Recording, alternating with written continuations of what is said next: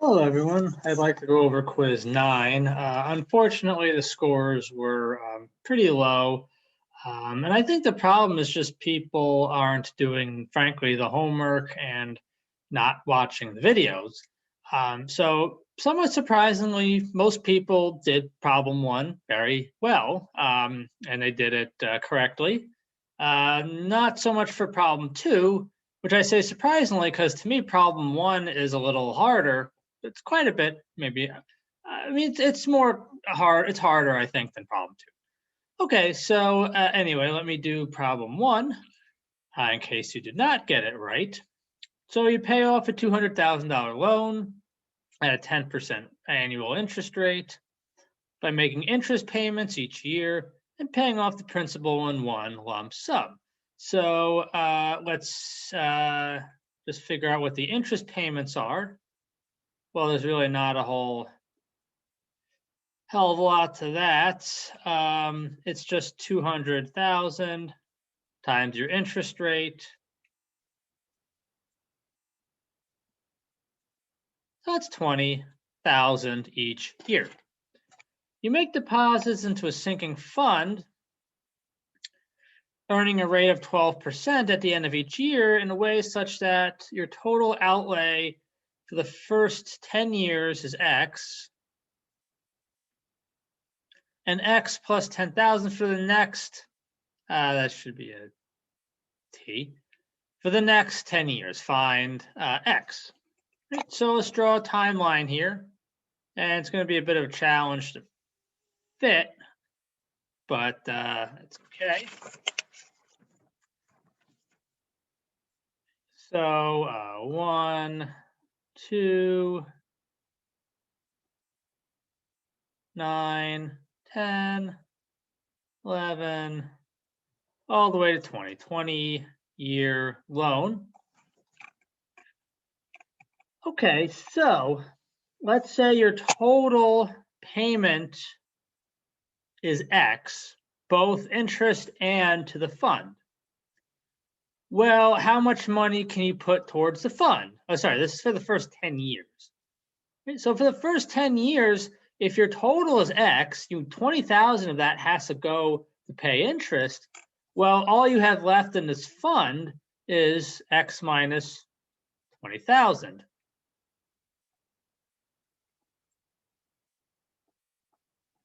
Right.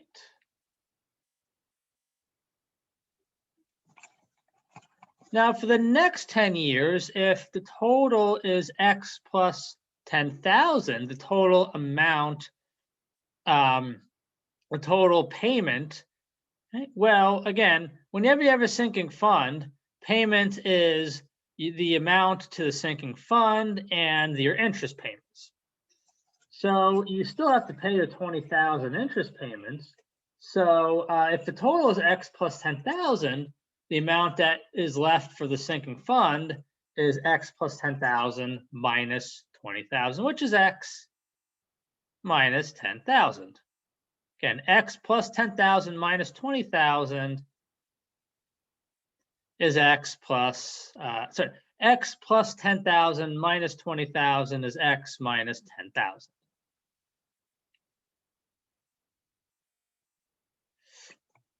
Okay, so just break this up into two annuities like we've done many, many times before. Right, so you accumulate this right here. Challenge to fit, but it's all right. So the sinking fund earns 12%. So this is 10. Sorry, this should be a 10 and this should be 11. Sorry about that.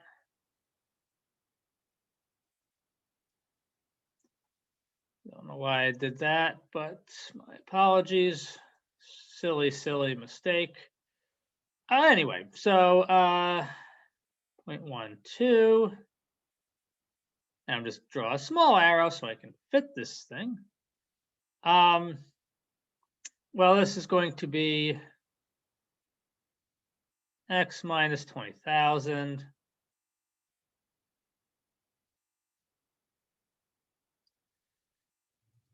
S10.12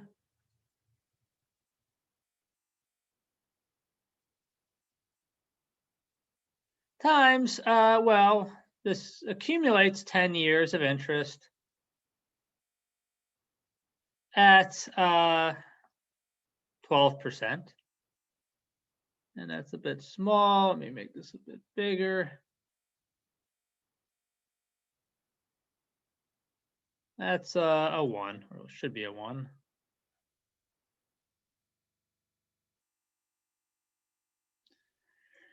Okay, on the other hand, just for these payments here starts at the beginning of the 11th year. This is just simply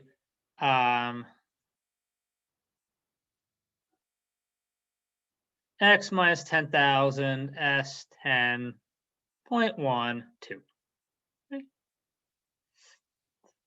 Okay, so remember the whole point is that the accumulated value in the sinking fund has to equal the principal of the loan, which is 200,000. So we have, and just for make my life a little easier, this here you dump into a calculator is 17.54874. It doesn't really make my life any easier writing that, so I'll just leave it. So you just add these two up.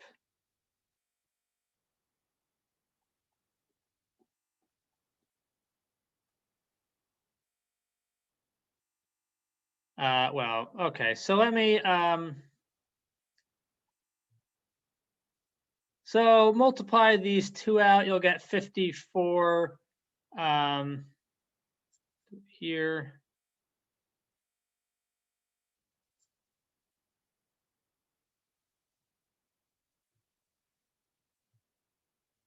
$54.5037.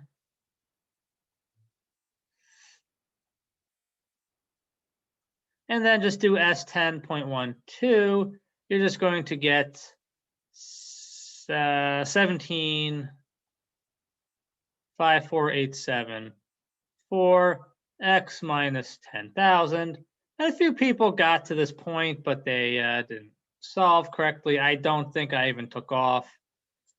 If you got to this point, I'm happy, though. You really should be able to solve, because this might have been related to, I forget which problem this is related to, but it might have been a actuary exam FM.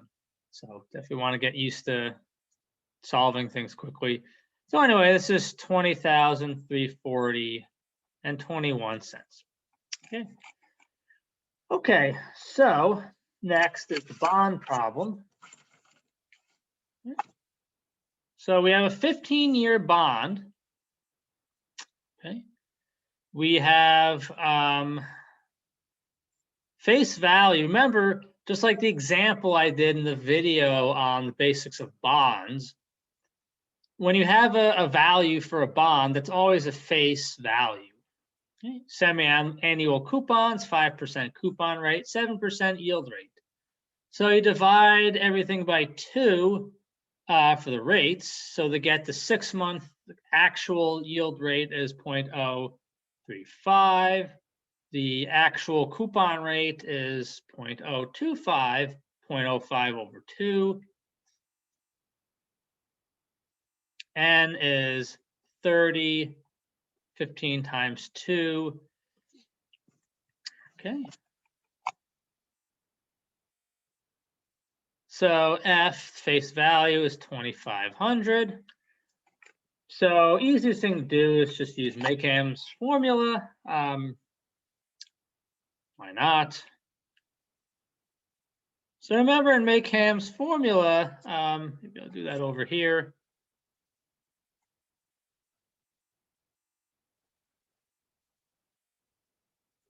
K is going to be face value times your actual 6-month yield rate minus just 2,500, the face value, times the present value factor for your actual yield rate. So 1.035 to the minus 30. And that's going to be 890, 696.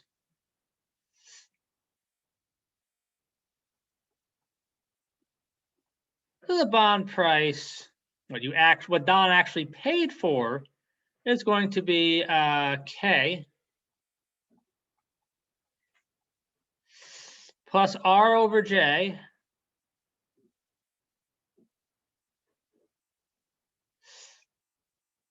face value minus K.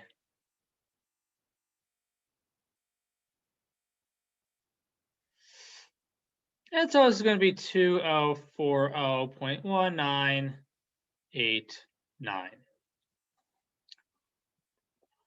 Okay, so maybe to make clear what's the situation here. The situation is Don is getting the following payment scheme.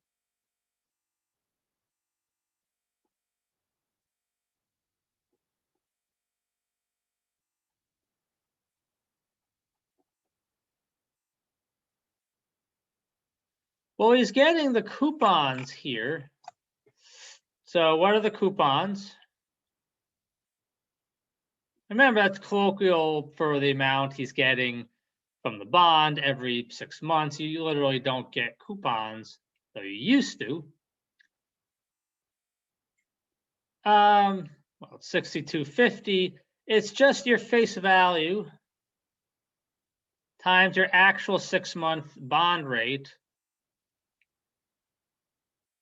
And there's a lot of moving parts in bonds, but really you just got to watch the video to see how bonds work. And you know, bonds are, you know, they're useful in finance. So, yeah. So this is going to be 62.50. Right. So you get 62. I'm not going to include the 0 because I'm running out of room here. So you get your very last coupon plus your face value. Right. So yeah, just note you could just take the present value of everything. So it's 62.50, a 0.035.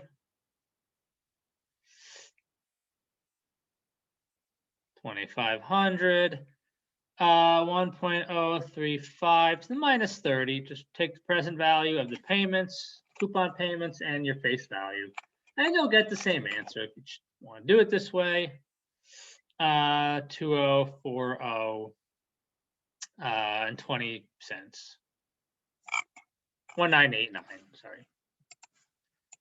But I think Maycam's formula is a little quicker. So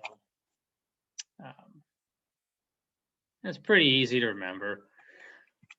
Okay, right. So yeah, just a comment here. And remember the actual bond rate, all it's used for is to calculate the coupons. After that, it's, you know, its use, it has expired after that. So, all right, so what's going on with Don and what does Don do? Bear with me for a second. Really a pain in the ass, but I wish they would make this a little easier, but anyway.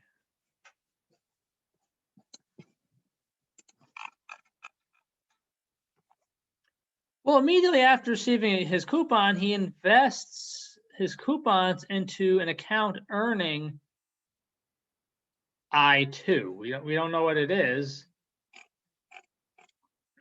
but yeah, we just don't know what it is. So let's say J is Don's actual 6-month rate. Okay.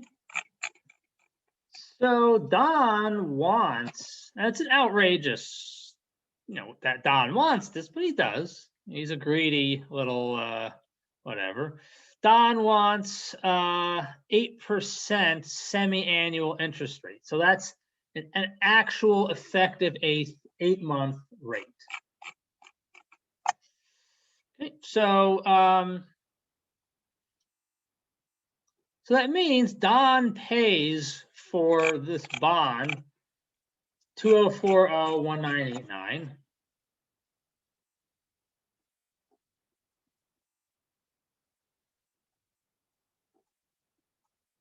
And at the end of 15 years, 36-month periods, he wants to basically have this investment behave like it's sitting in the bank for 36-month periods at an actual effective 6-month interest rate of 8%. So Don, at the end of 15 years, 36-month periods, wants this amount, which is 2529 and roughly 82 cents.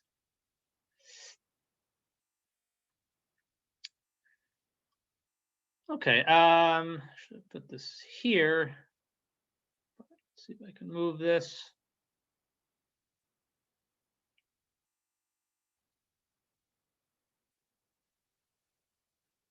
Surprisingly easy, usually not that easy with Adobe Reader. Okay, right, so this is what Don wants. Well, the investment scheme is Don buys this bond and he gets these coupons, he reinvests them. Okay? So the accumulated value of these coupons, which is 6250 S20 S30 J, we don't know what J is, plus plus the face value. You still get your face value of 2500. So I mean, Don's deposits, this is the timeline for his deposits at some interest rate J. We don't know what it is.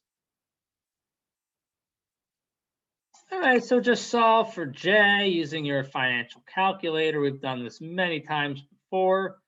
You get that J is 12.92%. Well, that means to get the nominal 6-month interest rate, you just multiply by 2. And this is an extravagant interest rate, so there's no way Don is going to actually get this 6-month rate of return on his 20, 40, and 20-cent investment. But anyway, Don was just curious what would be the rate. And even if it's never hurts to be curious. Anyway, so yeah, so this kind of problem I really like because it combines like everything we've done basically in this course. And certainly if you're doing work for a corporation, particularly if it's a big corporation, they may very well issue bonds to pay for whatever the hell they need to do. Or even for a municipality, or it's a little more complicated for an entity like SUNY Albany, and I forget the actual, way it works. SUNY Albany just can't simply issue bonds, but an entity related to SUNY Albany has and does issue bonds, particularly for the new building that they were building, the new residence hall that they were building that was unfortunately finished right at the heart of COVID. But so it's really important to understand how bonds work if you are going to work for a corporation, because again, they might issue bonds, and so they might want you to know how they work. All right. Well, anyway, hopefully that was useful. This is a good problem to understand. Please watch this video. Something like this will be on the last exam. So, yeah. All right. So long. Take care. Bye-bye.